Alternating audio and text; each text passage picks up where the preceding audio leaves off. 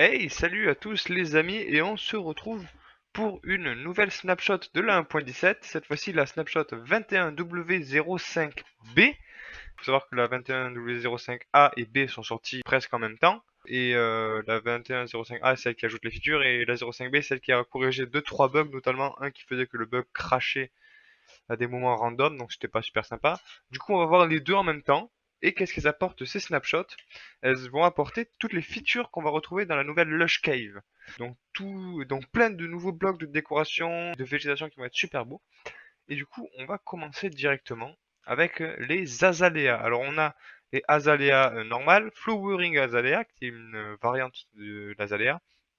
On a aussi l'Azalea Leaf et la Flowering Azalea Leaves.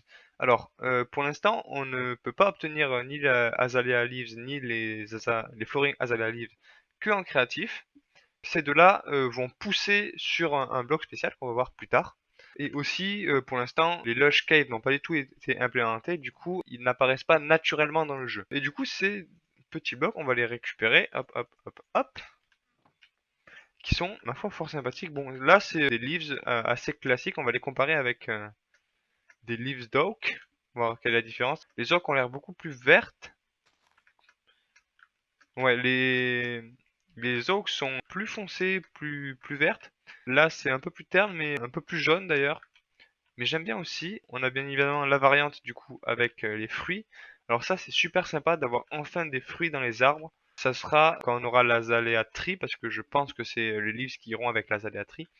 Quand on aura les fruits dans les arbres, ce sera le premier arbre à avoir ce genre de feuilles dedans. Et je trouve ça super stylé. Ça fait longtemps qu'on l'attendait un peu. Mais en plus de ça, on a les azaléas qui ont une texture, ma foi, très stylée. C'est un petit buisson assez beau, je trouve. Et bien évidemment, la variante avec des feuilles dessus. Encore une fois, un très beau bloc qui va ravir tous ceux qui aiment faire des jardins et qui aiment faire de la décoration avec justement des pièces environnementales, des pièces naturelles. Ça va être super beau, ça va être super pratique. Donc c'est un peu la 17, c'est un peu la mise à jour des builders hein, parce qu'on va avoir plein de nouveaux blocs super stylés. On passe ensuite, on va balancer tout ce qui est Azalea. On passe ensuite au Cave Vine et au Glow Berries. Donc les Glow Berries c'est ça. On va récupérer ça et ça. Et on va aller dans ma cave artificielle pour voir ce que ça fait. Alors, qu'est-ce que c'est les Glow Berries? Alors déjà, ça se mange. Parfait. Et du coup, en fait, descendre du plafond comme des vines en fait. Et en fait, c'est ça les cave vines. Et sur les cave vines va pousser des glowberries. Glowberries qu'on peut faire pousser avec de la bonne mille. Et comme vous le voyez, ces glowberries, elles produisent de la lumière. C'est-à-dire que là, si je les récupère, hop, hop, je suis complètement dans le noir. Mais les glowberries vont produire de la lumière. Et c'est plutôt très stylé. Hop, hop, hop. Et alors, ces glowberries pour continuer avec. Alors, encore une fois, pareil, elles ne spawnent pas encore naturellement. On peut les mettre qu'au plafond et pas sur le sol, hein, malheureusement. C'est pas comme les Twisted Vine dans le Nether. Et ces glowberries, on va ressortir par là, par là. Et ces glowberries, on va pouvoir les donner à manger aux renards. Donc si je donne, hop là. Et voilà, on peut les donner à manger aux renards. Pour les accoupler, pour les faire nos animaux de compagnie. Et du coup, ils vont faire un petit bébé. Et c'est tout pour ces glowberries. Un bloc sympathique, une nouvelle forme de lumière qui est très intéressante, je trouve. Qui pareil se mariera très bien dans des environnements naturels comme ça. On continue, allez, on a un rythme à respecter avec les drip leaf. Et on a deux variantes des drip leaf, les big drip leaf et les small drip leaf.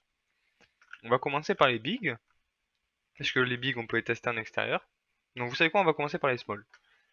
Alors, qu'est-ce qu'on a comme différence avec les drip leaf? Alors, les small drip leaf, on peut pas les planter n'importe où. Vous voyez, si j'essaie de les planter là par terre, ça ne marche pas. Si j'essaie de les planter sur la stone non plus. On peut les faire pousser que sur deux endroits. On peut les faire pousser, alors peut-être un troisième endroit, faudra que je teste après. On peut les faire pousser du coup ici sur la clé, donc pas forcément de la clé collée à l'eau, même de la clé éloignée. On va pouvoir y planter les small drip leaf et aussi planter sous l'eau mais sur un bloc style terre. Là si j'essaie de le planter sur la stone ça marche pas, par contre si j'essaie de le planter sur la terre ça marche. Et c'est un bloc qui est waterlogged, donc c'est parfait. Et ces small drip leaf, quand on va leur donner un coup de bonne mille, hop là, elles vont se transformer en Big Drip Leaf. Alors il y a un bug il me semble avec, j'ai réussi à le faire tout à l'heure, le bug, on va réessayer, voir si je peux le refaire, parce que les Drip Leaf sont un peu buggés. Ah, j'avais réussi à faire pousser une Drip Leaf et elle avait en gros percé le toit. C'est un bug qui est connu d'ailleurs apparemment, ça pouvait aussi percer le toit du Nether, donc ça va être un bug qui va être résolu je pense bientôt. Et voilà.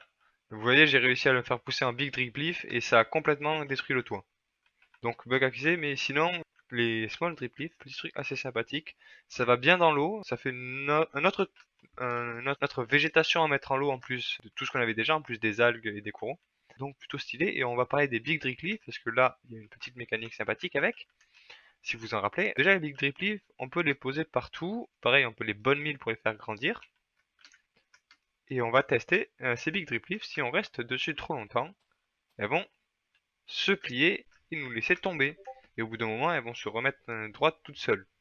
Ça, c'est une mécanique qui va être super intéressante, notamment pour des maps de jump. Donc, si on veut faire des blocs sur lesquels on veut que le joueur ne reste pas longtemps, ça va être assez pratique pour créer de la tension sur un truc. Alors, bien évidemment, il existe une technique pour éviter ça, c'est rester shift dessus. Si on reste shift avec shift appuyé dessus, eh bien, la plante ne va pas tomber. Aussi, dans notre technique, on peut juste continuer de sauter comme ça à l'infini. Et du coup, ça va faire que la plante ne va jamais se plier. Et bien sûr, dès qu'on arrête, elle va se remettre à plier. Voilà, voilà pour les drip leaf. Donc encore une fois, petit bloc de végétation bien sympathique. Hop, hop. On arrive ensuite à nos hanging roots et nos rooted dirt. On va aller prendre ça. Hop là, 64, parfait. Hop, hop. Ah, dernière chose que j'ai oublié de dire à propos de mes big drip leaf, c'est que si on tire une flèche dessus, elle se casse. Voilà. Du coup, comme je disais avant, on va passer au hanging root, enfin. Alors, hanging root et rooted root. Alors, on va commencer par les hanging roots. Bon, ça, c'est juste des petits trucs qui vont tomber du plafond. On peut pas les bonnes milles, c'est juste de la petite décoration qui va se poser au plafond. On peut pas les poser par terre non plus.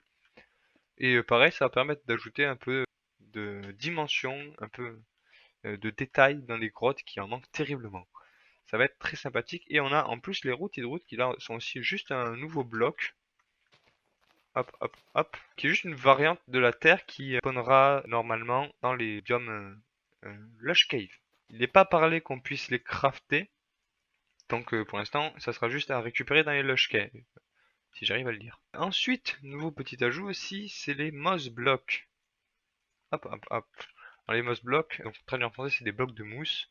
Pareil, ce sont des blocs qui vont spawner dans les Lush Cave. C'est un très beau bloc qui fait une petite variante à la Terre. Et qui existe aussi sous forme de moss carpet, donc qui va aussi pouvoir permettre d'ajouter du relief.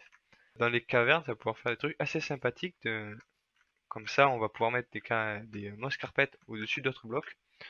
Je trouve que ça va permettre de créer vraiment des trucs magnifiques. Donc les moss blocks et les moss carpet, on va les retrouver bien évidemment dans les lush caves. Mais les lush carpet, on peut les crafter à partir des moss blocks, donc comme une carpet normale en fait, qu'on pourrait avec de la laine. Et là, ça va nous donner 3 moss carpet, donc pareil. Le même nombre que des carpets normales avec de la laine. Et alors ces moss blocks, on va se faire un petit truc de moss block ici. Pap, pap. Si on met de la bonne mille dessus, alors on va voir que ça fait pousser des moss carpet. Hop là, mais on va aussi pouvoir faire pousser des azalea bush. Et il me semble qu'on peut aussi faire pousser des flowers d'azalea. On va essayer. Il me semble, j'ai réussi tout à l'heure. Voilà, un petit flowering azalea. Donc voilà, et du coup c'est la seule manière pour l'instant de faire apparaître des azaléas, c'est en mettant de la bonne mille sur de la moss. Et ce que je voulais tester tout à l'heure, c'est de prendre une small drip leaf et voir si on peut la planter dessus. Non, bien évidemment que non. Par contre, est-ce qu'on peut la planter dessus si c'est sous l'eau? Et c'est oui. Ok, bon, mais comme ça vous saurez aussi. Donc on peut planter les small drip leaf sur de la moss si elle est sous l'eau, mais pas au-dessus. La suite et la fin d'ailleurs, qui est le spore blossom, qui est juste une petite fleur qui pareil va se trouver sur le toit des Lush Caves et qui va émettre un petit effet de particules sympa. C'est vraiment juste de la déco là aussi, hein. C'est vraiment une snapshot où on a eu beaucoup de blocs de déco, pas beaucoup beaucoup de choses mécaniques, mais beaucoup de déco, et c'est plutôt très très sympathique. Et du coup, c'est tout pour cette Snapshot 20W05B. On va s'arrêter là pour la vidéo, je crois qu'elle est déjà assez longue. Donc petite snapshot très sympa qui ajoute plein d'éléments de déco, plein d'éléments naturels, ce qui manque énormément à Minecraft. Parce qu'on va pas se mentir, ça fait bien longtemps qu'il n'y a pas de vrais végétaux qui ont été rajoutés. Hop là, avant de finir la vidéo, j'étais en train de faire le montage quand Mojang a sorti une snapshot en sneaky bricky. Du coup, il s'agit de la 21W06A. Et enfin, on a un premier aperçu du nouveau système de cave. Alors c'est vraiment qu'un tout premier aperçu. On va aller voir ça et on a eu aussi deux autres changements, on verra après. Donc on va tomber dans le trou là que j'ai creusé et on va voir qu'il y a ce fameux nouveau système de cave. C'est juste magnifique. Ça va faire des immenses systèmes de cave. Alors du coup, on va parler un peu de ça. Ils expliquent un peu ce qui se passe. Du coup, ils ont rajouté un nouveau moyen de creuser des caves qu'ils ont appelé la noise cave. Alors, qu'est-ce que c'est le noise cave? Le noise, ça veut dire bruit. Mais c'est pas des caves où il y a du bruit, c'est juste que le noise, pour ceux qui ne s'y connaissent pas, c'est une manière d'obtenir un pattern aléatoire, enfin un pseudo aléatoire en code. Et c'est ça du coup qu'ils utilisent maintenant pour générer les caves. Ils disent aussi qu'ils ont gardé aussi l'ancien système de caves. L'ancien système du coup qui se nommait Carvers, du coup c'est un mélange du système de cave Carvers et du système Noise Cave qui va créer des caves plutôt stylées. On va passer en spec, du coup on va voir, on retrouve ces nouvelles caves, donc avec ces gigantesques cavités super stylées. Et on va aussi continuer à trouver nos anciennes caves. Donc on voit toujours qu'il y a les géodes qui se génèrent. Et on retrouve nos anciennes caves plus normales. Celles qui sont faites du coup avec carvers. Il nous dit donc qu'il y a maintenant deux types de caves. Les cheese caves, donc les caves fromage, donc qui ressemblent un peu à un gruyère, donc des énormes trous. Et les spaghetti caves, qui sont du coup des longs tunnels comme on avait déjà avant. En plus de ça, ils ont aussi rajouté les aquifers. Alors qu'est-ce que c'est les aquifers? Alors, je sais pas si je vais pouvoir réussir à le trouver. J'ai pas réussi à le trouver, mais en gros, c'est de l'eau qui va. Voilà, c'est ça. C'est en gros un système d'eau qui va se générer en dessous, spécialement dans les grottes. Et bah, je suis super content d'avoir trouvé lui parce que bah, il est magnifique. Bon, c'est un peu mal généré, on voit par ici, mais en vrai, c'est assez stylé. Et ça fait déjà d'immenses lacs souterrains qui clairement super stylé. Alors ils disent que ça se génère que en dessous de la couche 31. On peut voir ça. Oups là, vous avez rien vu. Ouais, donc ça se met en dessous de la couche 31. On voit aussi dans ces caves, vous avez dû le voir, il y a les glow lichens. Donc on a la première implémentation des glow lichens dans les grottes. Donc suivant, on va avoir les prochaines implémentations comme les stalactites et les stalagmites dans les prochaines. Snapshot. Pour finir avec les gros changements de cette snapshot, on va aller suivre un peu ce pilier parce qu'il sert à quelque chose. Ils ont, comme vous avez peut-être vu si vous avez un œil de lynx dans le F3, ils ont enfin, j'ai envie de dire, ils ont enfin augmenté la limite de build de Minecraft. La limite de build de Minecraft qui était bloquée à l'époque à 255 de hauteur, on va aller voir ça, c'est super haut donc ça va prendre quelques minutes. J'en profite pour dire, vous avez peut-être vu, mais les diamants se génèrent toujours en dessous de la couche 12, c'est des choses qui n'ont pas changé. Donc voilà, la hauteur 255 qui était l'ancienne limite, mais maintenant, comme vous voyez, on peut monter encore plus. 64 blocs de plus, puisqu'on peut monter jusqu'en 320, enfin 65 blocs. Puisqu'on peut monter jusqu'en 320, mais c'est pas le seul changement. Alors je vais me mettre en créatif pour montrer qu'on peut pas monter plus haut, avec limite for build is 320. Mais on va aussi redescendre tout en bas, parce que comme j'ai dit, ceux qui ont un œil de lynx l'ont peut-être vu, mais on est ici à la couche moins 64. Et oui, maintenant on peut descendre jusqu'à la couche moins 64. Et c'est ici que s'arrête la bedrock. Là où avant ça s'arrêtait à la couche 0. Et on ne pouvait plus construire du tout. Donc couche 0 qui est ici. Ils ont retiré moins 64 blocs en dessous. Alors est-ce que ça va rester comme ça dans l'avenir? Est-ce que ça va rester moins 64?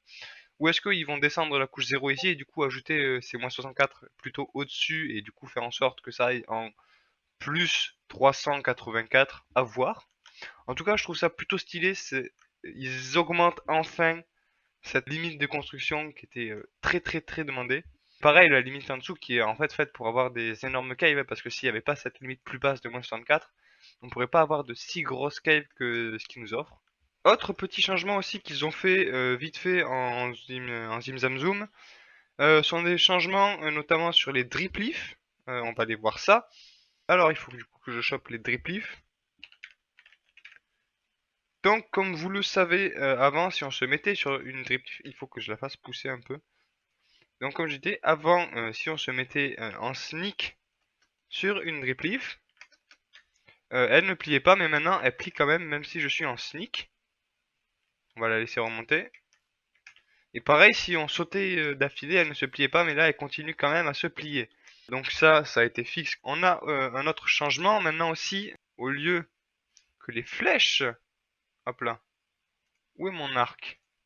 Au lieu que les flèches détruisent la drip leaf, elles vont la faire se plier.